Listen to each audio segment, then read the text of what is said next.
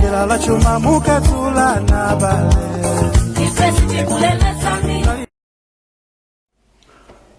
Muli bwanji kwina kulikonse komwe muli yapananso nthawi ija timakupatsirani programu ya Katsukuluza pano pa kanema wa Rainbow.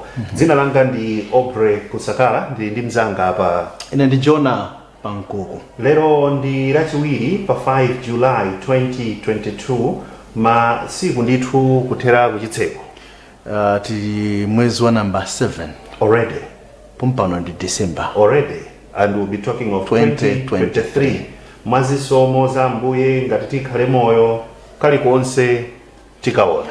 Ndikupemphererani ena takhala asafikeko koma inu mufikeko. Ndipempherera ine mufikeko pamene asafikeko ajirandane tinene pa break. No, koma zikhala bwino tonsefa Mbuye atatisunga ndi moyo kuti chilichonse chikamachitika tichione limodzi. Tikuthokozeni kwambiri kuti nthawi zonse mumakhala pamenepo. Pereka maganizo anu, kuonera, kusinkha, kupsya mtima, nthawi zinanso kusekerera kwambiri, nthawi zinanso kudziguguda pachifuwa kodi ndina la kwanji, kapena nabadira dziko lolakwika. Ayi ndithu sitinabadire mdziko lolakwika, dziko lathu labwino ili zedi, dziko lomwe ambiri amalisirira atakhalapo. Yes. Chabe kuti nthawi zina mukakhala ndi mautsogoleri amene zochitika zake zimakhala ngati zosaganizira anthu, dziko limapweteka. Mukakhala kuti makamaka kutsogolo mwayika anthu amene amakhala ngati kuti akukhala mu planet ina kosiyana ndi kumene mukhala inu, ndi anthu amadzapanga no regret kuti bora nenkanabalira ku South Africa. Mukalemba maparasteto, makadeti, kukhala pa mipando ikuluikulu, amene amapondereza kwambiri ufulu wa anthu amene akugwira ntchito, kupondereza zomwe zikuyenera kumakhala zikukhalira kuti magetsiwo adziyaka tsiku ndi tsiku. Sizimatheka fa makhala wina amene amakhala wakhalira pamene paja ali ndi mphamvu zochokera kulikulu. Tikayika maudindo oyenera kukhala qualified technocrats. Yes. Mosatengera kuti makaka aongotani. Tikayika pamene paja amadziwa on the need to service or to save the nation. Kwa basi. Mukayika kadeti amakhala ndi zomayang'ana kuti kuchipani kumene chokera kuja akuti chani. Tiwasangalatse akufuna chani. Ndi kumakhalano tiziganizo topepera, kumakhalano kuombera manja pa zinthu zoduka mitu. So that's what happens. Mpaka ufika pa size yopangitsa anthu ena umapanga safa mzipatala kusowa mankhwala. Mpaka kupangitsa anthu ena kuluza ntchito zawo, anthu ochuluka zedi chifukwa cha khalidwe limeneli. Amango kanena kuti akusakala ajatu akhanga kuti akuma panga sa chipani china chake. Zandale zandale zopanda nchere, zopanda umboni. Chimunthu chikulukulu chikadeti zokamba zake zozizira. So dziko lilathu amene amalononga ndi anthu ochepa. Yes. Ndi anthu ochepa amene adapatsidwa mpata kukhala mipando yosiyana-siyana. Tiwathokoze kwambiri acheya aku PPDA amene wandi asuzi banda. Yes. Kuti adaona kuti nkwabwino pamene anali pa suspension yawo angozisiratu zithuzi. Tinene osakhalira suspension yake mzichula bwino. Suspension kuti kapena kuchitoko.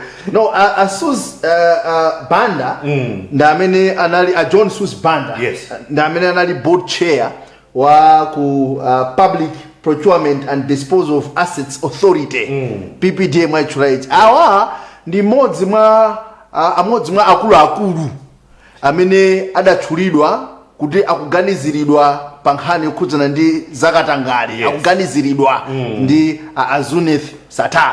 President Dr. Lazarus Chakwera adawayimitsanso masiku angapo apitawo mene amachotsa mphamvu zina kwa chilima zomatuma, mene amayimitsa Priska Pondangaga, mene amapanga fire the former Inspector General of Police Dr. George Kainja awanso adayimitsa nawo. So angoganiza kuti angosunda sadafotokoze malingana ndi the paper kunena kuti nchifukwa chani asunthapo koma munayamba kwayamikira nchamuna chomwe tuichi yes fakuli anthu amakakamira kwambiri zinthu kakamira iwe ukukakamira chani. this is a very good development achita bwino kusuntha ndidawamva chilima nthawi ina kuti munthu wamkulu akakakamira mpando ndikuti wata amakawayipitsirapo iso masuka soti mahistory osakamira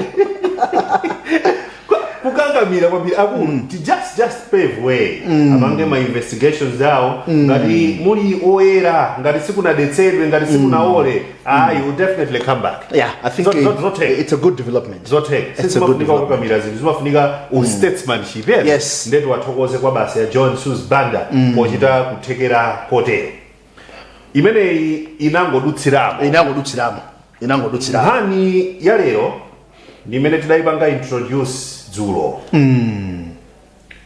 kuli mapulani uko ku nyumba ya malamulo kuboma through the Ministry of Lands kumeneku kuli nkhani yomwe siyachilendo kwa ena mwa ife chifukwa idanenedwa posumbuyomo ndikukumbukira programu ina yake ya mu Juni mu 2020 ya ndale pa Malawi idakambaponso nkhani imeneyi. Yes.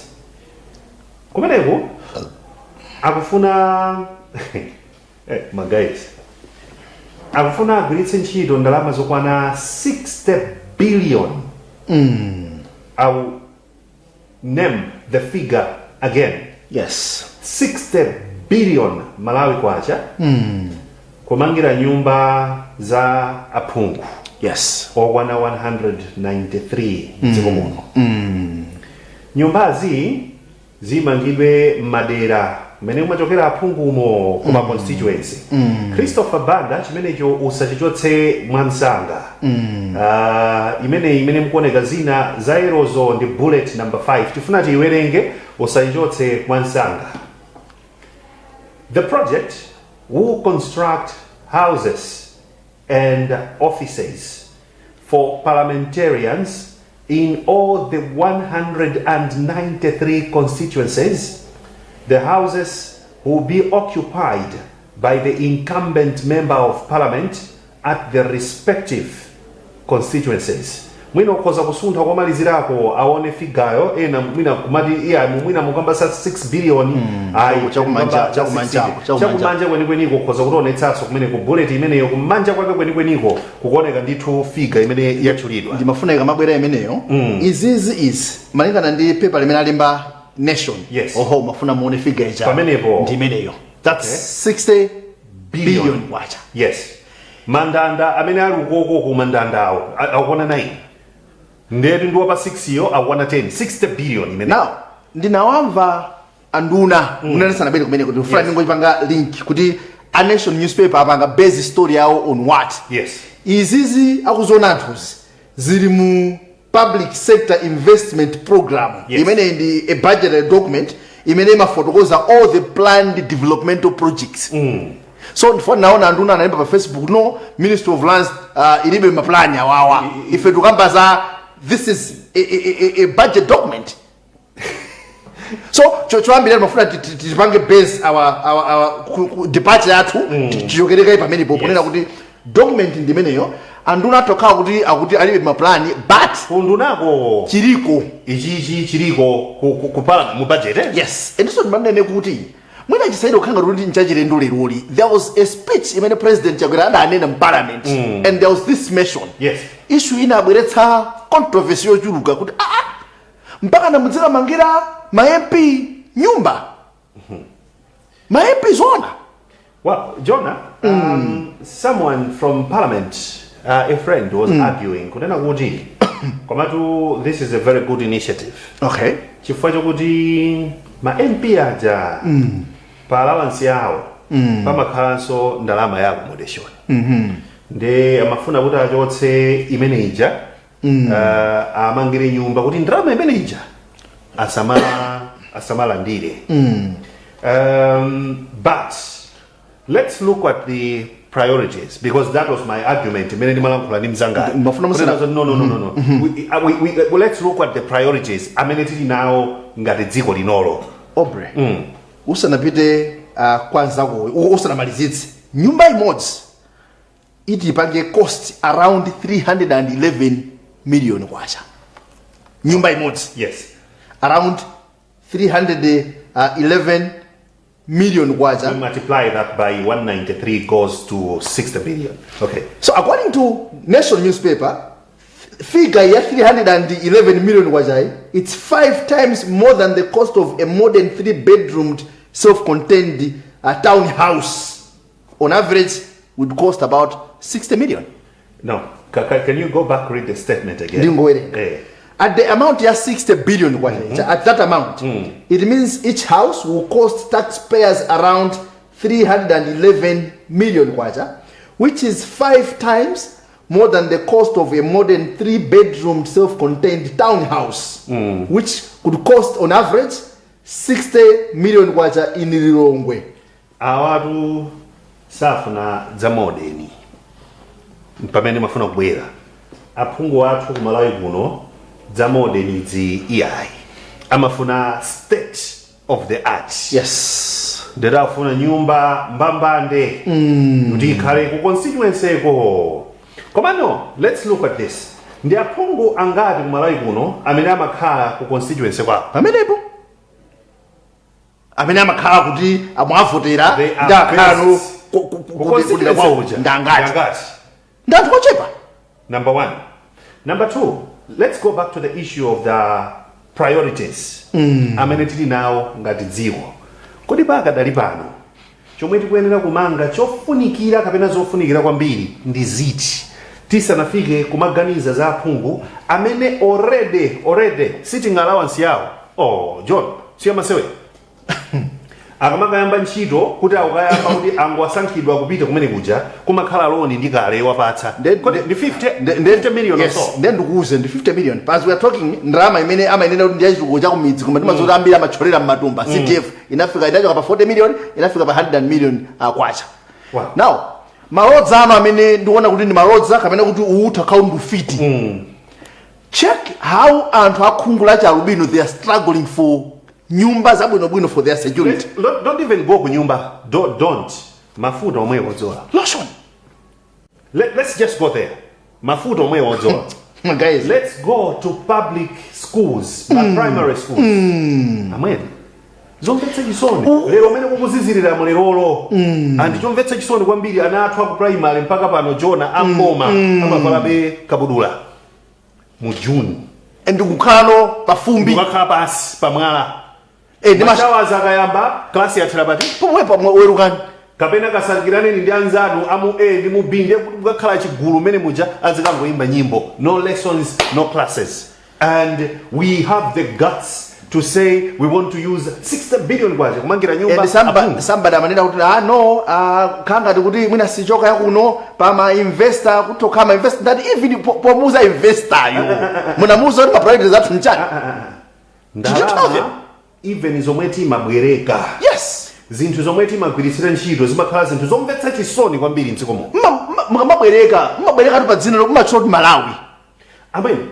Ndikufuna tsiku lomwe aphungu adzati tikubwereka 2 billion. Why? Tifuna tionjezere mabedi ndi mawodi ku Queens.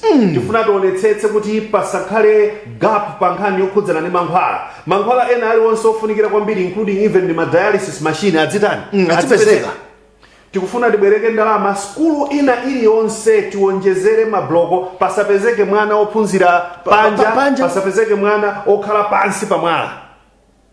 That on that day inu ndi Elizabeth anthu awa a standing ovation kunena kuti uunda kuganiza kwa aphungu. We are doing this Jonah pa nthawi imene tikukamba zoti tufunika ma mega farms. Look at this. I was talking to one of the experts in agricultural fields, ndanuyu Felix Jumbe. Yes. Namad Obre, 60 billion kwacha can build 7,500 hectares to be under irrigation. Okay? 7,500 hectares ulimi wanyani? Wantili. Ndeti because ogula machine aja ndikulemba so ntchito 1,300 households to 5 hectare set of irrigation, and in this course improving exports and tax base. Have you seen what is happening in our country? Forex, timadandaula nthawi zonse kulibe. Why? Katundu wambiri mdziko muno, katundu wambiri 80 or 90% ndobwera. Sitipanga tokha zinthu. Okay? Zambiri timaitanitsa. Angakhale ma toothpick omwewa timaitanitsa. Angakhale zochotsera chibati chanu kukhutu. Timene ticha. Zikonga. Ma cotton buds. Zochita kubwera. Timaitanitsa mdziko muno. Pafupi china chilichonse timaitanitsa mdziko muno. Kodi banje ndrama imeneyo tipange invest. Tikapanga invest tizitha kutumiza soya uja wochuluka. Tizitha kutumiza chimanga chija chochuluka. Have you seen what has happened this year? Chimanga kulibe anthu ambiri akuoneka kuti avutike ndi njala chakwera kale koma ena amafuna beti kulitse chimanga kunja. Yeah. Mukulitsa banje mulibe Leadership. Guys, leadership imeneyo. Iwe ukulitsa banje wesuti ulibe pamene ukuyifuna suti yomwe. Ena akanena kuti kodi numango lankhula ngati munakhala pamene popo mungakwanitse banje kuti zinazi is straightforward. These are straightforward. You don't need to be a scientist to know kunena kuti chiganizo chinchopepera. You don't. You don't. You don't. Ufusa mwana wa school wa primary akuzarudia. No, isinzopanda zero. I think itipange chochi. Exactly. So munavapo nyimbo ya nthata zanjala munavapo ya ndani Evas America kuti nthawi zambiri anthu andale amataka khala amangwangana kuti kodi tijira patipo limene lolo chaka chimene chocho tijira pati chimene zozo ali mu mphamvuzo. Yes, tijira pati. And this has been the trend kutokera mbuyo musemu. Anthu andale amataka fika, they try to bring in some petty projects atutsepo ndalama. Period. Malawi okomera tonse kwa ine akhala wabwino poitenga 60 billion imeneyi ndikupanga spread across tigawe banje tiyerekeze 20 okay. Southern region, central region, 20 northern region 2020 tipange jayo chani ndirama imeneyi timange sukulu tipangeze chipatala tuonjezere chani not necessarily no kupititsa ndrama zimenezi nkukapanga build nyumba za ma MP anthu okuti ma allowance awo okha ndrama zawo zokha zimene amalandira amatha kukwanitsa kumanga nyumba. Exactly.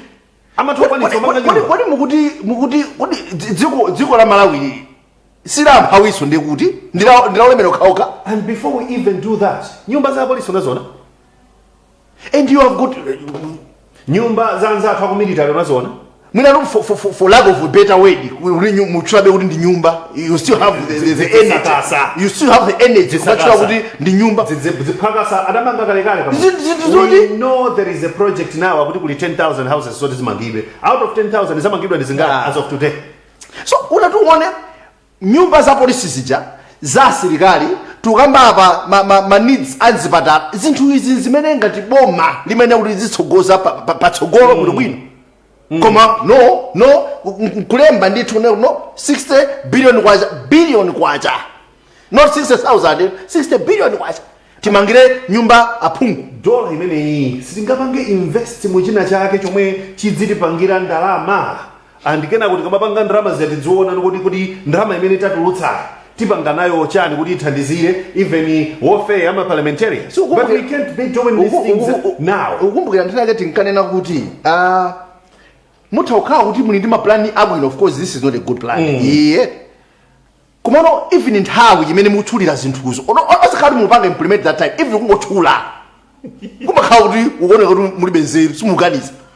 Mukumbukira tinkadzudzula pano kuti akamba zonena akuti kuli auto nichirwa chanu chichiriza chani 4 billion. Ngani yake mutati muone pamakhala ndali literally sindali. Ndinaonapo ineyo chi Independence Arc ku Blantyre kucha. Mbuyomo 60 million kwacha ili ndalama kwabiri. Akuti tukuchikonzaso. In my thoughts ndimati akuchigumula ndiye amangano chanyuwani cha modern chokongola cha chikhani malaiti ka chikhala banji I don't know. Ndinazoona zoti no, it was just renovation. 60 million kulowa pamene pajapo renovation ya chabe ya chi Independence Arc. I mean what tukusuda fike one to do anji kanundu wake amene anthu I know some guys amene amati amasura amaganiza bwino man usikanundu hedaro ba imakhala brains ba uyuyu chingambwe chake cha mtundu wachi chimene zimakhala zolima kumunda zina zake makutsola zimezicha za mapapaya chifukwa pali zina zimapatsa munthu brains kuti apatu ndiye pakuganizidwa apa wadya chabwino bwino on a serious note I say no to we deserve better. They're saying no to this and tsikulina to make sure kuti our leaders are pakhale the shame nkhope kwawo tiajambule nyumba za polisi za fresh kuti taonani nyumba izizi nyumba zomvetsa chisomo okay and muembekezo roda kapita kunsewu akagwira ntchito yabwino no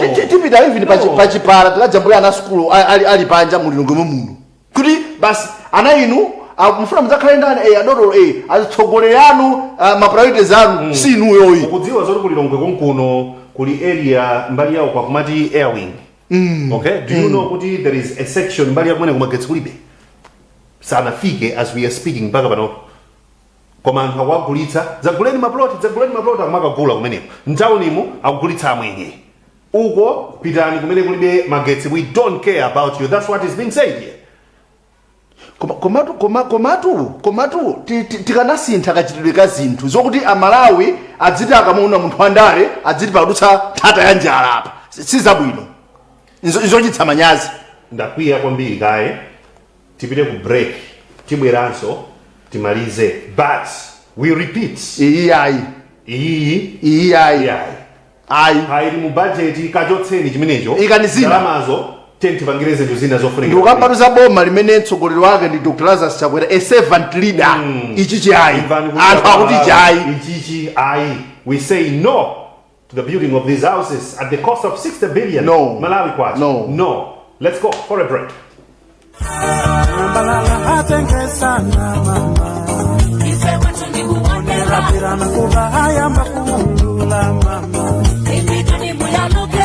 la chuma muka tula na bale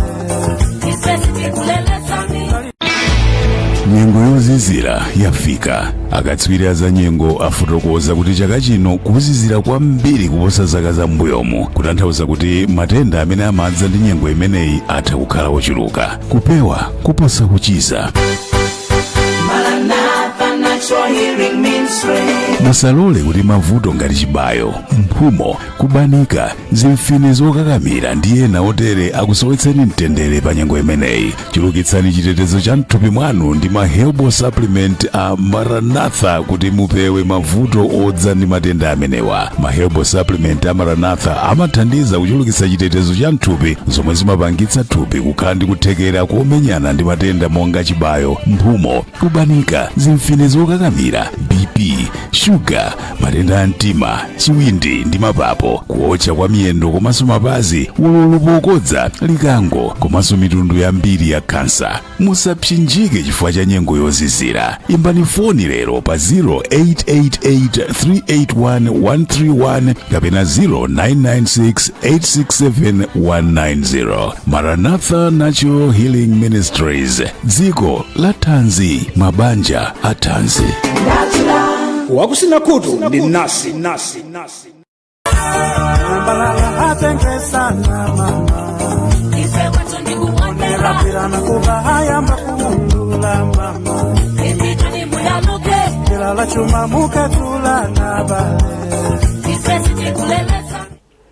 Welcome back to Kwepeseni kwambiri amene mukutionera kudzera pa tsamba lathu la mchezo la Facebook internet uvuta lero uvuta sikofesi kwathu kwambiri mwina adziruza ma providers wakuti fiber wakwa ena adula fiber ndi zina zotero zinthu zimene timenera kumazikhana zo busy kwambiri uvuta ndithu matiwoza tikudakali pamenepo mukuonerabe ndipo maganizo anu tikwaona timafunitsitsa lero tiwerengeko awiri atatu amaganizo amene mukupereka pano otherwise tipitirire ndi programu yathu lero tukambirana nkhani yokhudza ganizo lofuna kumanga nyumba za aphungu 193 ma constituencies ose 193 ndipo ndalama zake ndizokwana 60 billion Malawi kwacha ndeti kuti ayi sitikufuna mudzonso tikubwera za nyumba za nduna funa mangaso nyumba za Silongo imezo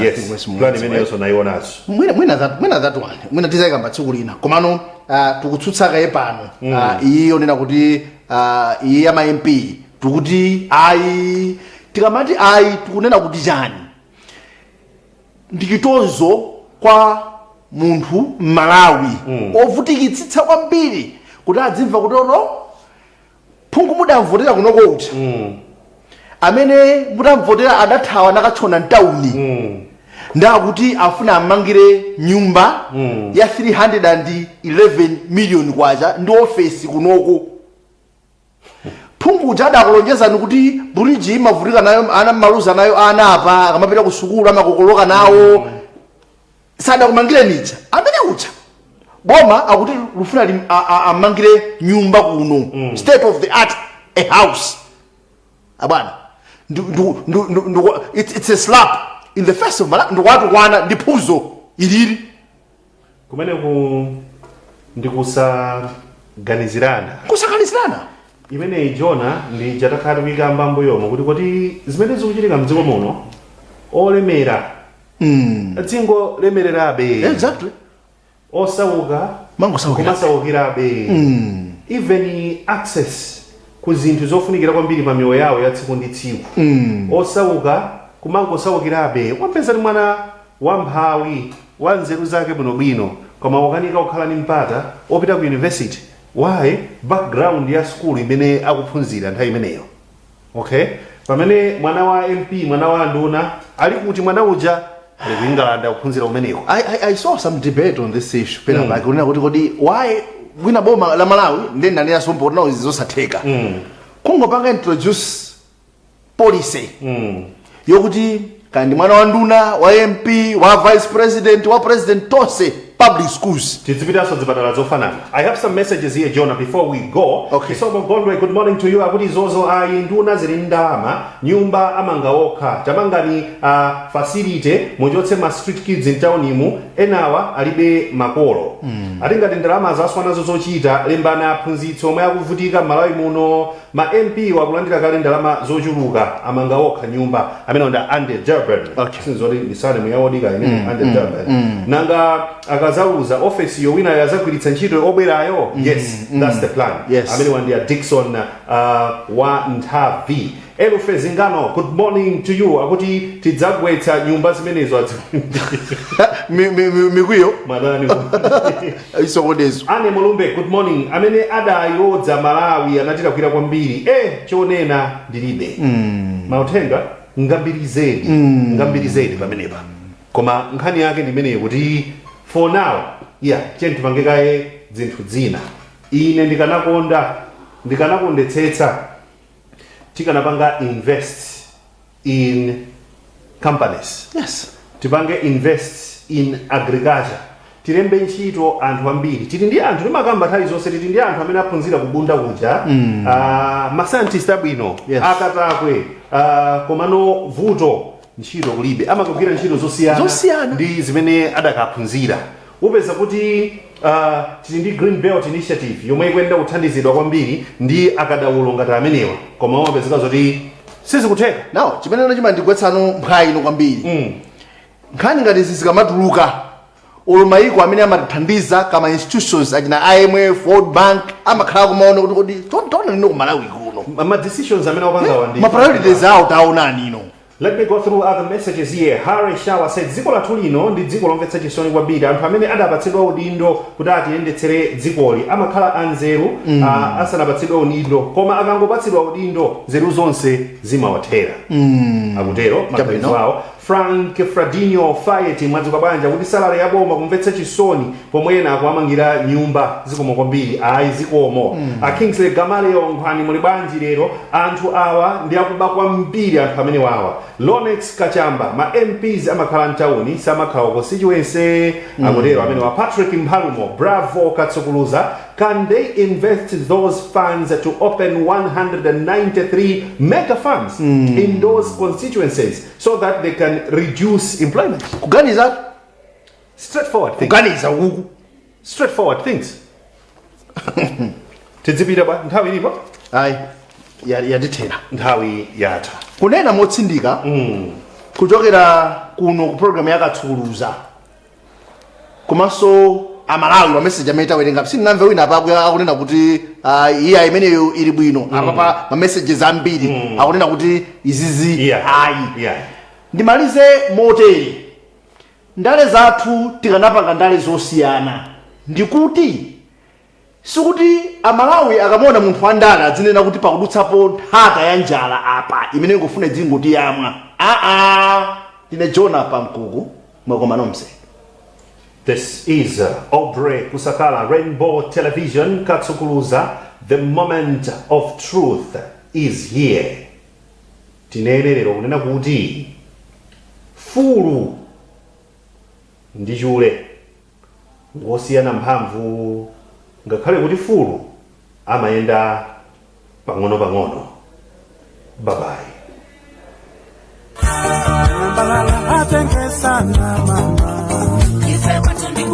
Rapirana kuba hayamba kuundula mama Kilala chuma mukatula na bale